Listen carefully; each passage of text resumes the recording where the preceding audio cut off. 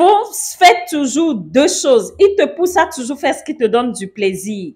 Et il t'éloigne de ce qui te donne de la douleur. Lorsque tu mets ta main dans le feu, tu ressens de la douleur, ton cerveau va scanner l'image du feu comme stimuli. Et pour ton cerveau, le feu égale danger parce que l'image est scannée.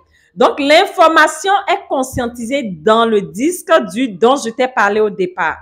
Et à chaque fois, quand tu seras en relation avec le feu, il y aura ce qu'on appelle un déclenchement de ton système pour te dire alerte, attention, danger. Tu ne peux pas t'approcher du feu. Et c'est ce qui te permet d'être en vie.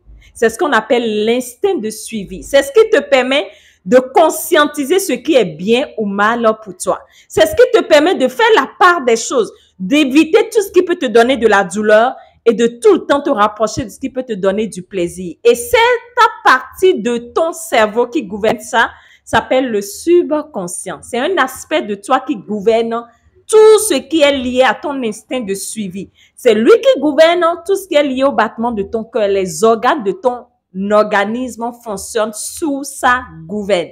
Alors, lorsque tu as un désir, tu dis, waouh, j'ai envie de vivre cette réalité. Ça, c'est ta partie conscience qui dit ça. L'information est envoyée à ta partie subconsciente parce que c'est elle qui gouverne tes organes. C'est elle qui gouverne ta suivi.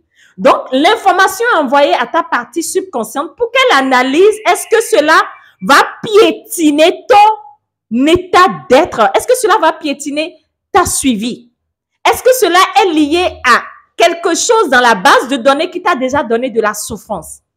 Et lorsque cette partie de toi subconscient analyse le désir, dès que le désir va te donner de la douleur, on te pousse à ne jamais faire ce qu'il faut.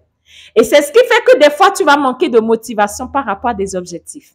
C'est ce qui fait que des fois, tu vas dire, j'ai envie de changer ma réalité, mais je ne sais pas quoi faire. Tu vas manquer d'inspiration. C'est cette partie de toi qui fait que tu manques de créativité dans ton business. C'est cette partie de toi qui gouverne la logique dans ta vie. C'est elle qui gouverne la manière dont tu perçois le monde. Je t'ai donné tout à l'heure l'exemple d'une personne qui a grandi dans un contexte où on lui a dit « respecte la personne âgée ». La même chose également pour une personne qui n'a pas grandi dans ce contexte. Il peut ne pas respecter la personne, ta manière de percevoir.